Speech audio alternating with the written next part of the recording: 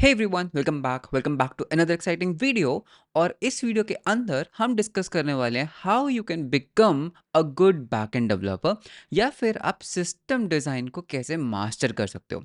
So this video is very important for all the beginners and all the people जो backend development के अंदर enter करना चाहते हैं, या फिर वो ऑलरेडी एक बैकएंड डेवलपर है, they want to take their skills to next level.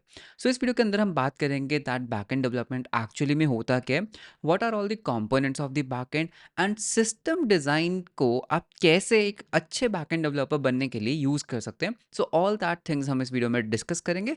So with that let's start with the video. All right, तो शुरू से शुरू करते हैं। Number one thing, okay. सबसे पहले हमारा जो पॉइंट नंबर वन आता है that is basically that it's all about data. अगर आप ये वाला पॉइंट समझ गए ना, अगर आप इस पॉइंट की डेप्थ को समझ जाओगे ना, बैकएंड डेवलपमेंट ऑटोमेटिकली बहुत इजी लगने लग जाएगा, टू बी ऑनेस्ट। तो इसका क्या मीनिंग है? देखो, जब आप एक बैकएंड डेवलपर की बात करते हो तो यूजुअली ना हम बहुत ज़्यादा ओवरवेलम हो जाते हैं। क्यों? बिकॉज जब हम बैकएंड की बात करते हैं, हम बात करते हैं एपीआईज की, हम बात करते हैं रेस्ट एपीआईज की, हम बात करने लग जाते हैं क्यूज की, हम बात करते हैं सिस्टम डिज़ाइन की, एंड हम बात करते हैं डेटाबेसेस की, एंड और भी बहुत सारी चीज़ों की बात करते हैं। बट यार, अगर हम इसको थोड़ा सा एक high level point of view से देखें, सिर्फ डेटा ही तो है। Everything is all about data. कैसे? देखो, आपके पास एक सिंपल रिक्वेस्ट रिस्पॉन्स साइकिल होता है, राइट? Everyone knows that. एक रिक्वेस्ट रिस्पॉन्स साइकिल कैसे काम करता है? आपके पास एक क्लाइंट है, क्लाइंट मतलब जो भी आपके सर्वर से इंटरेक्ट कर रहा है, and as a backend developer आपको क्या करना है? आपको ये सर्वर बनाना है।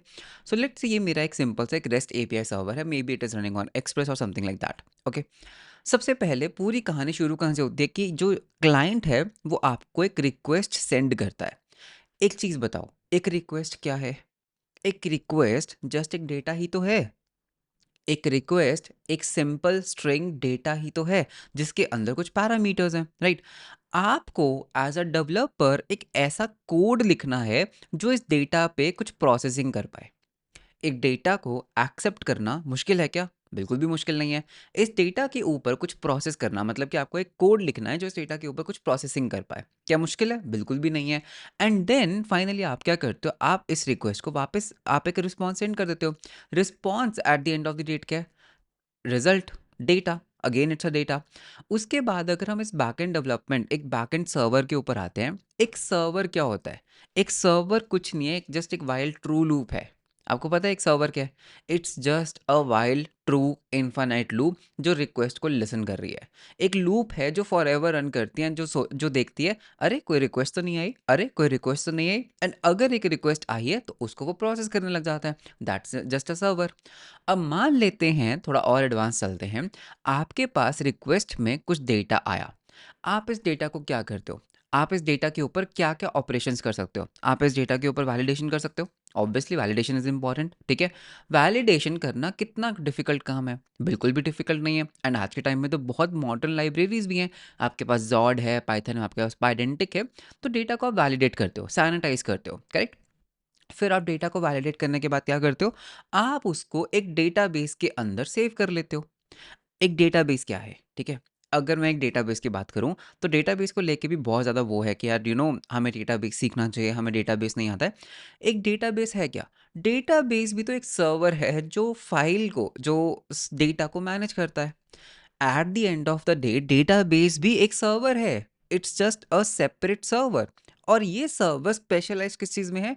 डेटा को स्टोर करने में और डेटा को रिट्रीव करने में। That is it. अगर आप थोड़ा डेटाबेस के इंटरनल्स में जाओगे तो कुछ नहीं है, everything is just file management, है ना? Data eight the end of the day तो आपके डिस्क पे स्टोर होता है ना। तो दैट मीन्स चाहे आप यहाँ पर पोस्टग्रेस यूज़ कर रहे हो, आप यहाँ पर माई सीक्वल यूज़ कर रहे हो, आप यहाँ पर may be Mongo dB use कर रहे हो, तो ये इन सब का बेसिकली क्या है? एल्गोरिदम्स डिफरेंट है, ये डेटा को कैसे रखते हैं वो डिफरेंट है। But at the end of the day ये भी एक सर्वर है जो डेटा को एक्सेप्ट करते हैं और आपकी डिस्क के ऊपर राइट कर देते हैं। तो दैट मीन्स हुआ क्या? डेटा जो फ्रंट एंड से आया था वो आपके इस सर्वर पे आया, और आपके सर्वर ने क्या किया? एक और सर्वर के ऊपर उस डेटा को ट्रांसफर कर दिया, जिसमें आप उसको स्ट्रक्चर्ड फॉर्मेट में रख सकते हो। डेटाबेस कहते हैं हम उसको। और यहाँ पर रखने का फ़ायदा क्या है कि एक तो number one, data is for ever. वो फॉरएवर के लिए स्टोर हो गया, राइट? ये परसिस्टेंट मेमोरी है। दूसरा, यहाँ से डेटा को वापस क्वेरी बैक करना आसान है, but at the end of the day भाई एक डेटा था जो हर जगह घूम रहा है, ओके? तो यहाँ पे एक कुछ डेटा था, वो यहाँ पर आया, उसके बाद आपने यहाँ पर उसका कुछ वैलिडेशन वगैरह किया, फिर आपने इस डेटा को एक अलग सर्वर में सेंड कर दिया, और ये यहाँ पर डिस्क में जो आपके हार्ड ड्राइव है वहाँ पे जाके ये बैठ गया। It's all about data. अब व्हाट हैपन्स इज, प्रॉब्लम क्या होती है कि जैसे से आपके क्लाइंट्स इंक्रीज होते हैं, आपकी ना इनकमिंग डेटा इंक्रीज हो जाता है, बहुत सारा डेटा आने लग जाता है। यूजर्स इंक्रीज होने का मतलब क्या है? देखो, अगर मेरे प्लेटफॉर्म के ऊपर 1 मिलियन यूजर्स एक्टिव हैं बट वो कुछ कर ही नहीं रहे, तो क्या मुझे किसी चीज़ की वरी करने की ज़रूरत है? नहीं। मुझे सिर्फ वरी करने की किसी चीज़ की ज़रूरत है, डेटा की, कि भाई मेरे सर्वर के पास कितना डेटा आ रहा है, कितनी रिक्वेस्ट आ रही है। अब प्रॉब्लम क्या होता है, बड़े सिस्टम्स में जो डेटा का इनकमिंग रेट होता है वो बहुत हाई हो जाता है। बहुत सारा डेटा आ रहा है, बहुत सारा डेटा आ रहा है। तो उससे क्या होगा, हमारा ये सर्वर क्रैश भी कर सकता है, बिकॉज़ बहुत सारा डेटा आ गया। तो अब वहाँ पर क्या करते हो, अब वहाँ पर एक रेट लिमिटिंग लगा सकते हो कि भाई मेरा जो सर्वर है यार वो इतना डेटा प्रोसेस नहीं कर पाएगा, तो एक रेट लिमिटिंग लगा देते हैं कि you can only send may be 10 request पर सेकंड काइंड ऑफ अ चीज़। तो ये रेट लिमिटिंग का कॉन्सेप्ट आ गया। तो रेट लिमिटिंग है क्या? रेट लिमिटिंग फिर से एक सर्वर है which acts as a wall कि भाई कितना डेटा जा रहा है। तो rate limiting at the end of the day क्या है, जस्ट एक काउंटर है कि आपने एक सेकंड में कितनी रिक्वेस्ट सेंड कर दी। अगर आप उस थ्रेशोल्ड से इंक्रीज कर जाओगे तो मैं आपको रिजेक्ट करना स्टार्ट कर दूंगा। तो ये भी एक कॉन्सेप्ट आ गया।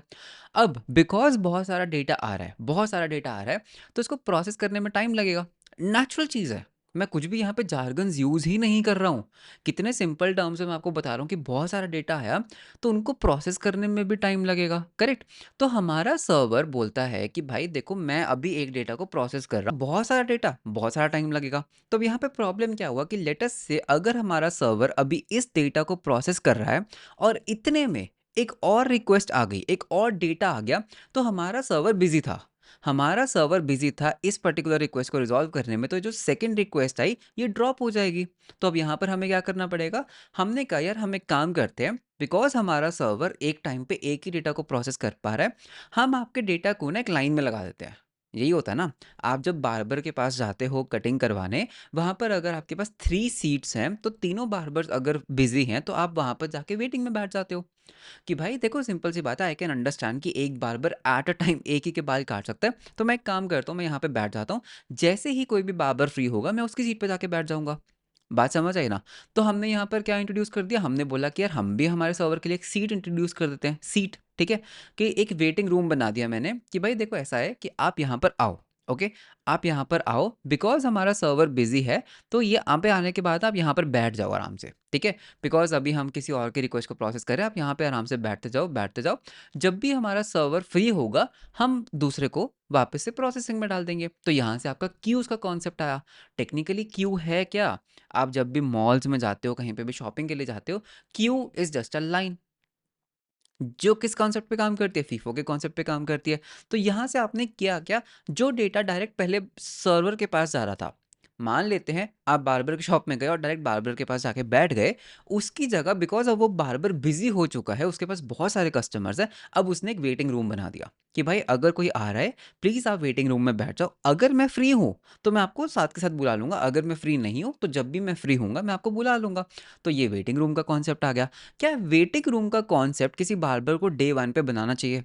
नहीं, बिकॉज उसके पास इतने कस्टमर्स ही नहीं होंगे, राइट? शुरू में तो वो फ्री होगा ना, जो भी आया डायरेक्ट बार्बर के पास। जब उसका बिजनेस ग्रो करा, जब उसने देखा यार मेरे पास वॉक-इन्स बहुत सारी बढ़ गई हैं, तब उसने इस वेटिंग रूम को इंट्रोड्यूस किया। तो हम भी फर्स्ट डे से हमें इस क्यू की जरूरत नहीं है। जब हमारा सिस्टम स्केल करता है, जब हमारे नंबर ऑफ क्लाइंट्स बढ़ते हैं, हम भी इस वेटिंग रूम को इंट्रोड्यूस कर देते हैं। अब दूसरी चीज़ क्या हुई? देखो ध्यान से समझना, एक बार्बर था, अब प्रॉब्लम क्या हो रहा है, उसने वेटिंग रूम तो बना दिया बट अगर बहुत सारे कस्टमर्स हैं तो हमारा वेटिंग रूम भरने लग जाएगा, करेक्ट? एक ही बार में 10 पीपल आ गए तो सबके सब क्या होंगे, वेटिंग रूम में बैठे रहेंगे और हर एक को बहुत ज़्यादा टाइम लगेगा because 10th person has to wait for all the 9 people. तो इसने क्या सोचा कि यार मेरे तो अच्छे खासे कस्टमर्स बढ़ रहे हैं, तो यार एक और बार्बर हायर कर लो ना। तो एक और बार्बर हायर कर लो। इसने क्या किया, इसने दो और बार्बर हायर कर लिए, ठीक है? तो ये खुद तो है, ये इसने दो और हायर कर लिए। तो अब बेसिकली क्या होगा, वेटिंग रूम से आप 3 एट अ टाइम प्रोसेस कर सकते हो। देखो कुछ नहीं है, इट्स ऑल अबाउट डेटा। जहाँ पर हम पहले एक-एक करके प्रोसेस कर रहे थे, टाइम ज़्यादा लग रहा था, अब मैंने 2 और सर्वर्स को इंट्रोड्यूस कर दिया, तो भाई ठीक है, मैं एट अ टाइम अब 3 को प्रोसेस कर सकता हूँ। इस चीज़ को कहा जाता है पैरेललिज़्म। मैं पैरेलली 3 रिक्वेस्ट को प्रोसेस कर पा रहा हूँ, दिस इज़ अ पैरेललिज़्म, करेक्ट? इससे क्या हुआ, मेरा जो क्यू है उसका वेटिंग टाइम कम हो जाएगा, बिकॉज़ एट अ टाइम हम 3 लोगों को एक साथ बुला सकते हैं, ओके? इसको कहा जाता है हॉरिजॉन्टल स्केलिंग। यहाँ से आपकी हॉरिजॉन्टल स्केलिंग आ गई। देखो, प्रॉब्लम को फेस किया तभी उसका सॉल्यूशन निकाला, ऐसे पढ़ने का कोई बेनिफिट नहीं है। बात समझ रहे हो ना? आपके प्लेटफॉर्म पे अगर सिर्फ 10 यूजर्स हैं, you don't really need all this stuff. ये जैसे-जैसे प्रॉब्लम बनती हैं, उनके सॉल्यूशंस हैं, ऑटोमैटिकली ये आता है। तो at the end of the day you have to know one thing, it's all about data. अगर आप इसको थोड़ा हाई लेवल से देखोगे, थोड़ा दूर से देखोगे, कुछ नहीं है। ये पूरा नाटक क्या है, डेटा इधर से आया, उधर डाल दिया, उधर से डेटा आया, हमने यहाँ पे प्रोसेस करने लग दिया, फिर हमने उसको डेटाबेस में थ्रो कर दिया, फिर डेटाबेस से वापस क्वेरी कर लिया। तो एक डेटा है, इट्स जस्ट अ बाइनरी जो हर जगह बस घूम रहा है, और उसके जो घूमने का राउट है, वो हमने चेंज कर दिया। ठीक है? रिक्वेस्ट से आया था, पहले सर्वर पे जा रहा था, सर्वर से डायरेक्ट डेटाबेस में जा रहा था। अब सर्वर पे आ रहा है, सर्वर उसको क्यू में डाल रहा है, क्यू से वापस पुल बैक कर रहे हैं, फिर प्रोसेस करके डेटाबेस में डाल रहे हैं। तो डेटा का बस राउट चेंज हो रहा है। How to efficiently get and keep and route the data. So this was our point number 1, okay? Second point यहाँ पर क्या आता है, देखो डेटा है, no worries in that, data है, बहुत सारा डेटा आपके पास आएगा। बट यार ये देखो, इस डेटा को प्रॉब्लम क्या है, अगर आप इस डेटा को एक पर्टिकुलर फॉर्मेट, एक डेटा स्ट्रक्चर में नहीं रखोगे, मैं डीएसए वाली डेटा स्ट्रक्चर्स की बात नहीं कर रहा हूँ, I am just talking about a simple structure of the data. तो प्रॉब्लम क्या होगा कि कल को जब आप इसको क्वेरी करने लगोगे तो उसमें प्रॉब्लम्स आएंगी, वो एक बॉटलनेक बनेगा। फॉर एग्जाम्पल, मैं आपको एक एग्जाम्पल के साथ समझाता हूँ। लेट अस से आपके पास एक बुक है, ओके? आपके पास एक सिंपल बुक है, और ये बुक आपकी क्या है, टेलीफोन डायरेक्टरी है। Telephone directory. Now what happens in this telephone directory is कि आपने ना रैंडम ऑर्डर में, आपने रैंडमली क्या किया, यहाँ पर एंट्रीज बना दी। मतलब कि एंट्रीज, एक टेलीफोन डायरेक्टरी में एंट्री कैसे होगी, let's say Piyush Garg and whatsoever is my number, correct? तो इस तरह की आपने कुछ एंट्रीज बना दी randomly. Now tell me one thing, अगर कोई कस्टमर आया और उसने मेरे को बोला कि I want to call Piyush Garg, और इस टेलीफोन डायरेक्टरी में let's assume there are 800 pages या फिर मे बी 1000 पेजेस, तो पीयूष गर्ग को ढूंढने में कितना टाइम लगेगा, आप मुझे ज़रा ये बताओ। ठीक है, क्या है, पीयूष गर्ग एक डेटा है, it's just a data in a book, ठीक है? एंड 1000 पेजेस हैं, और हमारे पास कोई ऑर्डर नहीं है, कोई सॉर्ट ऑर्डर नहीं है, कुछ नहीं है, हमने रैंडमली कहीं पे रख दिया। तो now what you have to do is, आपको 1000 पेजेस को स्कैन करना पड़ेगा टू फाइंड पीयूष गर्ग। आपको पेज बाय पेज जाना पड़ेगा। तो बेस्ट केस में आपको वो फर्स्ट पेज में मिल जाएगा, वर्स्ट केस में वो लास्ट पेज में होगा। तो दैट मीन्स यहाँ पर हुआ क्या, क्या हमारा डेटा रखना गलत था? नहीं। क्या 1000 पेजेस बॉटलनेक था? नहीं। द प्रॉब्लम वॉज कि हमने डेटा को ना अच्छे से नहीं रखा, जिसके कारण बाद में उसको क्वेरी करने में प्रॉब्लम आया। Similar thing goes with database. अगर आप डेटाबेस के अंदर डेटा को रैंडमली थ्रो करते जाओगे, तो थ्रो तो हो जाएगा, डेटाबेस को आप जो भी डेटा दोगे वो सेव कर लेगा, बट जब आप उसको क्वेरी करने जाओगे तो आपका डेटाबेस भी स्कैन ऑपरेशन में चला जाता है। आपको पता है, डेटाबेस के अंदर भी स्कैन होता है। जब आप बोलते हो ना select something from table name where this equals to this, तो वो सच में स्कैन करता है। अगर आपके पास वहाँ पर 10,000 एंट्रीज हैं, वो सच में स्कैन करेगा। तो आपको क्या करना चाहिए, यहाँ पर आइडियली हमें क्या करना चाहिए था, हमें नंबर 1 इसको अल्फ़ाबेटिकली सॉर्ट करना चाहिए था। मानते हो बात? अगर मैं इसको अल्फ़ाबेटिकली सॉर्ट कर देता तो क्या होता? तो मैं यहाँ पर नंबर 1, अगर आपने पढ़ा होगा, मैं बाइनरी सर्च लगा सकता था। बाइनरी सर्च से क्या होता है कि भाई मैं बुक को ना रैंडमली बीच में से खोलता, है ना? मैं बुक को रैंडमली क्या करता, सेंटर में से ओपन करता। लेटर से मैंने सेंटर में से ओपन किया, एंड अभी वहाँ पर क्या चल रहा है, आर, बाई चांस आर वाला पेज खुला, तो मुझे पता है दैट पी आर से पहले आता है, करेक्ट? तो मैं क्या करूँगा, मैं थोड़े पेजेस बैक जाऊँगा। ओह! यहाँ पर तो लेटर से ओ आ गया, तो मैं थोड़े से पेजेस आगे जाऊँगा, and once I am in the P, मैं वहाँ से स्कैन करना स्टार्ट कर सकता हूँ। तो दैट मीन्स पहले जब हम 1000 पेजेस को स्कैन कर रहे थे, अब मैं क्या करूँगा, सिर्फ पी, अगर पी के लेट्स से 1 और 2 पेजेस हैं, मैं सिर्फ इनको स्कैन करूँगा, तो मेरा टाइम कितना ज़्यादा सेव हो गया, मेरा क्वेरी करने का टाइम कितना ज़्यादा रिड्यूस हो गया। Similar thing happens in database. अगर आप प्रॉपर इंडेक्सेस पुट अप करते हो, अगर आप डेटा को प्रॉपरली रखते हो, तो डेटाबेस भी फास्ट रिट्रीव करेगा। बिकॉज देखो हर चीज़ क्या है, डेटा है, हर चीज़ रियल वर्ल्ड से ही इंस्पायर्ड है। तो दैट मीन्स डेटा को स्ट्रक्चर में रखना इज़ वेरी इंपॉर्टेंट। इसको मैं और फास्ट कैसे कर सकता हूँ? अब देखो यहाँ पर ना मैं एक स्टूपिड इंडेक्स भी लगा सकता था। टेक्निकली समझो, मैंने यहाँ पर अल्फ़ाबेटिकली सॉर्ट किया, ठीक है? ये मेरी चॉइस थी कि यार मैं ना पीयूष कर के ऊपर अल्फ़ाबेटिकल सॉर्ट लगा देता हूँ। आप नंबर के ऊपर भी तो असेंडिंग सॉर्ट लगा सकते थे। इमेजिन करो एक टेलीफ़ोन डायरेक्टरी है और आपने नंबर के ऊपर एक एक अल्फ़ाबेटिक एक सॉर्ट लगा दिया, असेंडिंग सॉर्ट। क्या वो हेल्प करेगा आपको? आपको अगर पीयूष का नंबर जानना है, तो ठीक है भाई, नंबर तो हमारे असेंडिंग ऑर्डर में है, बट क्या आप पीयूष का फाइंड कर सकते हो नंबर? नहीं, बिकॉज़ आपको पीयूष का नंबर ही नहीं पता। तो असेंडिंग ऑर्डर में होने का कोई फ़ायदा ही नहीं हुआ, राइट? तो you have to be very मतलब you have to be very cautious कि आपको किस पर्टिकुलर चीज़ के ऊपर इंडेक्स लगाना है, क्या सॉर्ट इंडेक्स लगाना है। तो these things matter, okay? Because अगर आप इन चीज़ों को फॉलो नहीं करोगे तो ऑटोमेटिकली आपका डेटाबेस स्लो हो जाएगा। तो डेटाबेस का डिज़ाइन और डेटाबेस में डेटा को कैसे स्टोर करना है, दिस इज़ वेरी इंपॉर्टेंट। तो आपको डेटाबेस डिज़ाइनिंग आपको मास्टर करनी चाहिए, ठीक है? ना this dB design is something जो ओवर टाइम ना आप सीख जाते हो। देर इज़ नो कोर्स जो आपको ये सिखा पाए। आप सिंपल नॉर्मलाइजेशन एंड ऑल ये सब चीज़ें सीख सकते हो, बट ये चीज़ ना एक्सपीरियंस से आती है। आप जब चीज़ें बिल्ड करते हो, आपको उसमें प्रॉब्लम्स पता लगती हैं, आप उसको आइटरेटिवली सॉल्व करते हो, फिक्स करते हो, तो ओवर टाइम ना दिमाग उस तरह का बन जाता है। आप वैसा सोचने लग जाते हो। बात समझ रहे हो? मैं आपको एक एग्ज़ाम्पल देता हूँ, ठीक है? ये एग्ज़ाम्पल थोड़ी-सी अजीब है।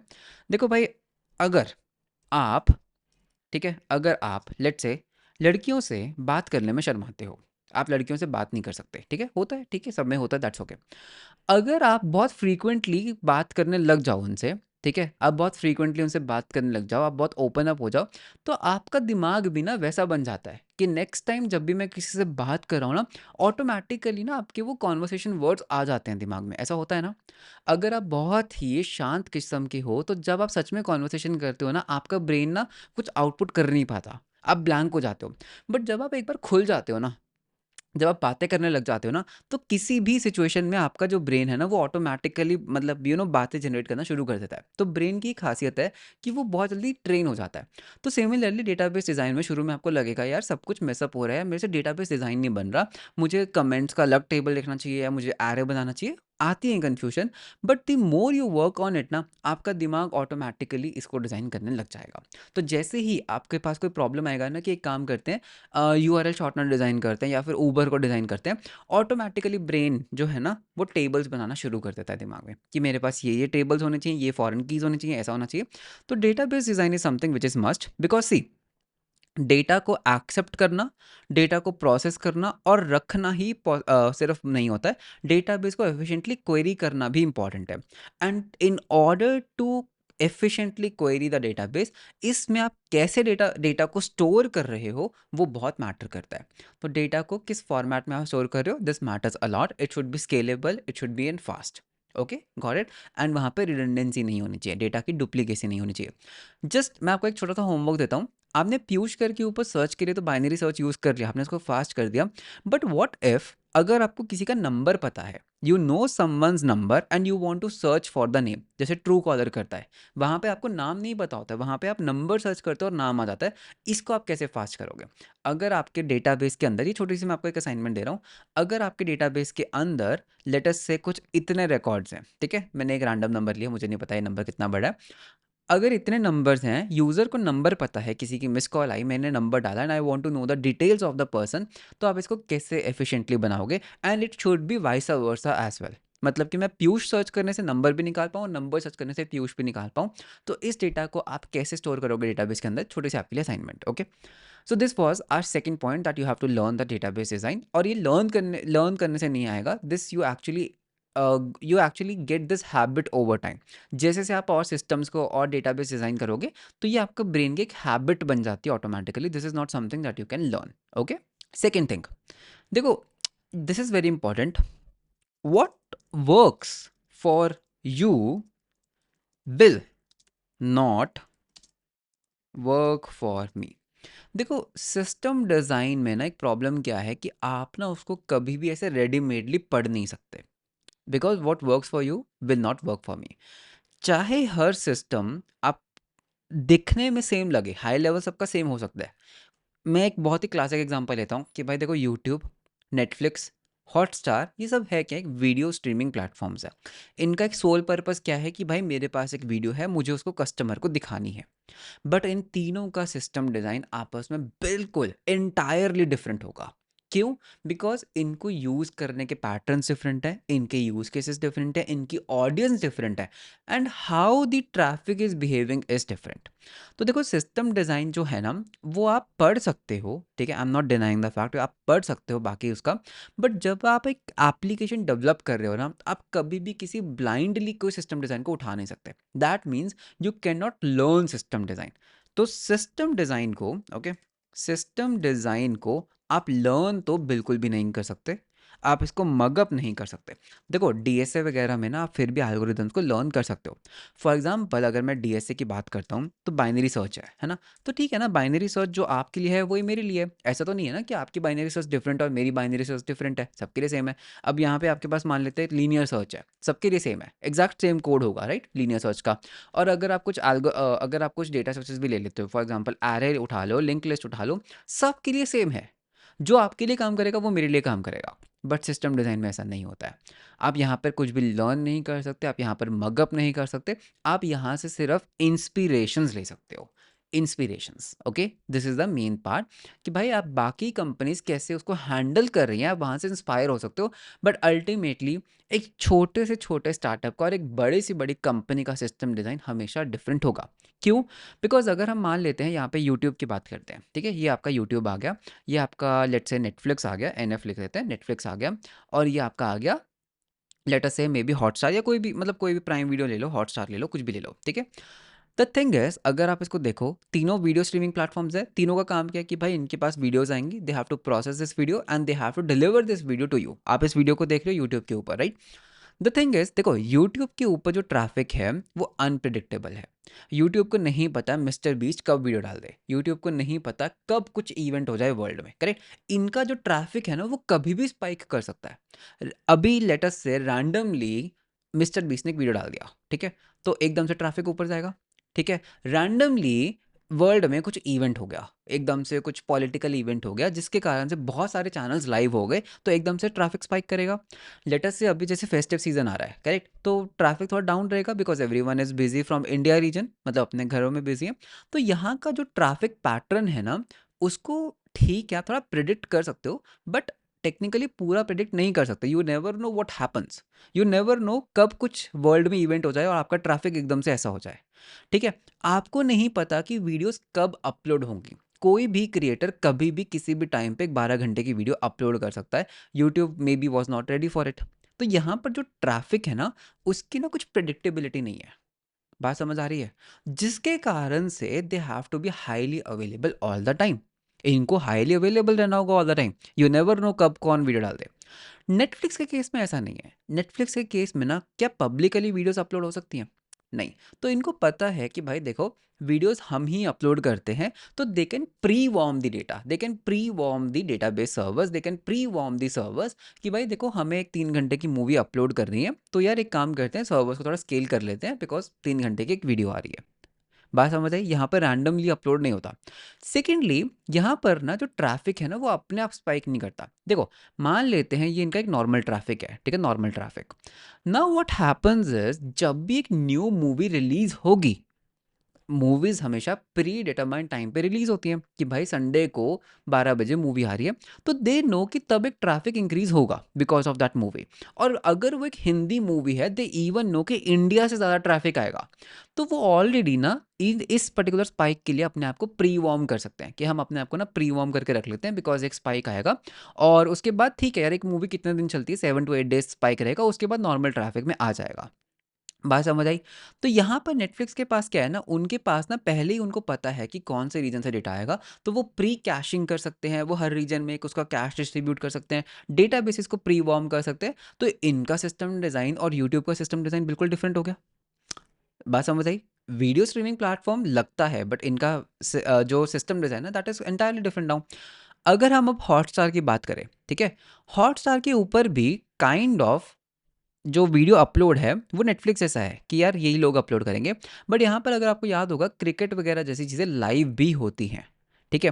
एंड अगर वो एक इंडिया वर्सेस कोई एक इंटरेस्टिंग मैच है, वहाँ पे कितने ज़्यादा स्पाइक्स आते हैं, कभी भी स्पाइक आ सकता है, ठीक है। हमारा कोई अच्छा प्लेयर अगर आउट हो रहा है तो भी स्पाइक करेगा, अगर हमारा कोई अच्छा प्लेयर बहुत अच्छे से परफॉर्म कर रहा है तो भी वो स्पाइक होगा, ठीक है। मान लेते हैं हमारे प्लेयर्स अगर थोड़ा बोरिंग तरीके से प्ले कर रहे हैं तो हमारा ट्रैफिक ड्रॉप करेगा। तो यहाँ पर जो प्रिडिक्टेबिलिटी है ना, वो थोड़ी डिफरेंट है। You never know what happens. एकदम से मान लेते हैं बारिश आ गई, क्रिकेट का मैच चल रहा था, बारिश आई, डाउन जाएगा, बारिश बंद हुई, एकदम से अप जाएगा। तो यहाँ पर number one, they have a life, ठीक है। उनको पता है यार ये क्रिकेट मैच लेट से 4 से 5 घंटे चलेगा, उसके बाद कुछ हाईलाइट चलेंगे, तो they can pre warm themselves for this 4 से 5 घंटा। बट दे डोंट नो इस 4 से 5 घंटे में कितना ट्रैफिक आ सकता है। तो हॉटस्टार, नेटफ्लिक्स और यूट्यूब दूर से तो भाई एक वीडियो स्ट्रीमिंग प्लेटफॉर्म है, बट इनका सिस्टम डिजाइन आपस में बिल्कुल डिफरेंट है। तो दैट मीन्स आप इनसे इंस्पिरेशन ले सकते हो। How are they handling this much of traffic, how are they handling this much of traffic, how are they handling this much of traffic. But आप अगर एक खुद का वीडियो स्ट्रीमिंग प्लेटफॉर्म बना रहे हो, you have to make this system design from scratch. मैं ये देख सकता हूँ कि भाई ये एकदम से चार से मतलब एकदम से लेटेस्ट से कुछ 1 crore people if are watching, तो ये कैसे हैंडल कर रहे हैं, मैं इस चीज़ की इंस्पिरेशन ले सकता हूँ। बट नेटफ्लिक्स पर मैं देख सकता हूँ कि यार ये डिस्ट्रीब्यूट कैश कैसे करते हैं, पहले ही कैश कैसे कर देते हैं, ये स्मार्ट चंकिंग कैसे करते हैं वीडियोस की, मैं उसकी इंस्पिरेशन ले सकता हूँ। मैं यूट्यूब पे ये ले सकता हूँ कि यार ये ऑलवेज अप कैसे रहते हैं कि कोई भी वीडियो अपलोड करते हैं। बट अगर मैं खुद तो एक वीडियो स्ट्रीमिंग प्लेटफॉर्म बना रहा हूँ, उसका सिस्टम डिज़ाइन हमेशा मेरा होगा। Second, one more point comes in कि यार अगर मान लेते हैं मैं एग्जैक्ट रेप्लिका भी बना रहा हूँ यूट्यूब का, तो क्या मैं इनका एग्जैक्ट सिस्टम डिज़ाइन उठा सकता हूँ? नहीं, बिकॉज़ क्या मेरा उतना बजट है? क्या मेरा उतना बजट है जितना यूट्यूब का है? ऑब्वियसली नहीं। मुझे अगर खुद का यूट्यूब बनाना है, मुझे उसको इतने कम रिसोर्सेज़ में बनाना पड़ेगा, because I don't have that budget जो यूट्यूब के पास है। यूट्यूब हर रीजन के अंदर बहुत बड़े-बड़े मतलब कुछ फ्यू हंड्रेड सर्वर्स को स्पिन अप करके रख सकता है। इनकी स्टोरेज स्पेस बहुत ज़्यादा है। तो that is one more factor, ठीक है। तो कॉस्ट भी एक फैक्टर आती है। तो सिस्टम डिज़ाइन को आप लर्न नहीं कर सकते, मगअप नहीं कर सकते, इंस्पायर हो सकते हो, ठीक है। आप उनके कंपोनेंट्स को जान सकते हो कि यार इनके कंपोनेंट्स क्या हैं, ये लोड बैलेंसर कैसे यूज़ करते हैं, कहाँ यूज़ करते हैं, उसको कैसे स्केल करते हैं। तो ये चीज़ें आप जान सकते हो, but ultimately you have to build things, you have to learn by doing. तो ये एक बहुत ही इंपॉर्टेंट पॉइंट है। तो भाई देखो, as a back end developer पढ़ते रहो ब्लॉग्स को, पढ़ते रहो ये बड़ी कंपनीज इन चीज़ों को कैसे सॉल्व कर रही है, वो क्या बना रही है, उनसे इंस्पिरेशन लेते रहो। But ultimately you have to design your own system design, और ये बनाने के लिए भी you have to do hands on. देखो, मैंने बहुत ज़्यादा सिस्टम डिज़ाइन में ना एक चीज़ देखी है, आई डोंट नो, आपने मे बी नोटिस किया होगा, या सिस्टम डिज़ाइन ना बहुत ज़्यादा ना एक थ्योरी सब्जेक्ट बनकर रह गया है, ठीक है। कि भाई ठीक है, पढ़ लेते हैं सिस्टम डिज़ाइन, पढ़ लेते हैं। भाई नहीं, आप जितना भी पढ़ लो, आप बड़ी कंपनीज को पढ़ के मास्टर कर सकते हो, आपको याद हो जाएगा यूट्यूब ये करता है। बट जब आप सच में खुद का एक एप्लीकेशन बनाने आओगे ना, आपसे नहीं हो पाएगा। तो भाई देखो, don't just learn, this is my last thing, that don't just learn. भाई चुपचाप बिल्ड करो, ब्रेक करो और आगे बढ़ो, ठीक है। और आगे बढ़ो। तो सिंपल सी बात है कि देखो, कुछ तो बिल्ड करो, ठीक है। उसमें क्यू सिस्टम लगाओ, कुछ भी बिल्ड करो, उसको फटने दो, आपका कोड फटेगा, ठीक है। उसको फटने दो, फिर उसको और ठीक करो, फिर उसको फिर फटने दो। तो basically it's an iterative approach. देखो, फर्स्ट डे ना हमेशा हम स्टार्ट करते हैं कि भाई मेरे को एक सिस्टम बनाना है जो एटलीस्ट भाई 1 से 10 यूजर्स को तो हैंडल कर ले। फिर जैसे जैसे यूजर्स बढ़ते हैं, आपको पता लगता है आपके बॉटल नेक्स क्या है। अरे मेरे एक सर्वर था, वो बॉटल नेक बन गया, चलो और सर्वर्स पिन अप करते हैं। अरे 3 सर्वर्स नहीं हैंडल कर पा रहे बिकॉज मेरा डेटाबेस अब बॉटल नेक बन गया, तो एक काम करते हैं, चलो क्यू से थोड़ा सा इसको वो करते हैं, इसको थोड़ा थ्रॉटल करते हैं।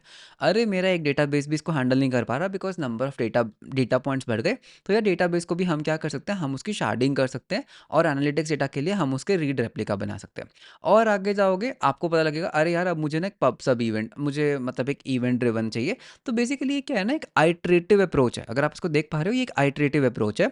और क्या करना है, यहाँ पर मैंने बोला मैं शार्डिंग कर दूंगा, क्यों करना है, ये सब इंस्पिरेशन से आता है। बिकॉज कभी ना कभी नेटफ्लिक्स ने किया था, मैंने वहाँ पढ़ा था, उन्होंने ये प्रॉब्लम ऐसे सॉल्व की थी। अरे यहाँ पर क्यों क्यों लगाई, बिकॉज मैंने पढ़ा था कि यार अगर ऐसा हो तो ऐसा कर सकते हैं। अरे यहाँ पर इवेंट ड्रिवन आर्किटेक्चर और CQRS क्यों आया, बिकॉज मैंने पढ़ा था कि अरे नेटफ्लिक्स इसको इसको यूज़ करता है। तो ये क्या कब करना है, वो आपका सिस्टम आपको खुद बताएगा जब वो फटेगा। क्या करना है वो आपकी इंस्पिरेशन से आएगा, ठीक है। और कैसे करना है, अगेन वो आपको अपना बजट देख के करना होगा। And this is basically how you master system design. करने से आता है, कोई आपको सिखा नहीं सकता, ओके। कोई आपको ऐसे रेडीमेड मैं आपको बता सकता हूँ कि नेटफ्लिक्स का सिस्टम डिज़ाइन क्या है, यूट्यूब का क्या है, but ultimately you have to build it, you have to do it, you have to break it, only then you understand कि एक सिस्टम डिज़ाइन को कैसे मास्टर कर सकते हैं। ठीक है? तो बेसिकली यार देखो, अगर मैं थोड़ा सम अप करूँ, एक बैकएंड डेवलपमेंट को मास्टर करने के लिए understand that it's all about data, that is very important. Second thing that you have to understand is कि डेटाबेस डिज़ाइन, ठीक है? डेटाबेस को थोड़ा डिज़ाइन करना सीखो कि एक नॉर्मलाइजेशन क्या होता है, डेटा को कैसे रखते हैं एंड उसको एफिशिएंटली क्वेरी करना फास्ट हो। तो डेटाबेस को मास्टर करो एंड सिस्टम डिज़ाइन को पढ़ो, सिस्टम डिज़ाइन को के कंपोनेंट्स को समझो, बाकी कंपनीज के इंस्पिरेशंस को लो एंड मोस्ट इंपॉर्टेंटली खुद कुछ ना कुछ बिल्ड करो, ब्रेक करो और उसके सिस्टम डिज़ाइन को इम्प्रूव करो। तो ये एक आइटरेटिव अप्रोच है, you learn things by doing. Okay, so ultimate जो एक one liner moral of the story क्या है, learn things by doing. So this is how you can basically become a better and better and better backend developer. Okay, so this was basically my point of view on how you can master system design and backend development. अगर आपका भी कोई point of view है, आप उसको comments में ज़रूर drop करना, ठीक है? This will be beneficial for me and everyone who is reading the comments. And yeah, so that was all about this particular video. Video कैसा लगा आप मुझे comments में ज़रूर बताना। वीडियो अच्छा लगा तो like and subscribe ज़रूर करना। मिलते हैं हम आपको next वीडियो के अंदर। Until then, bye bye and take care.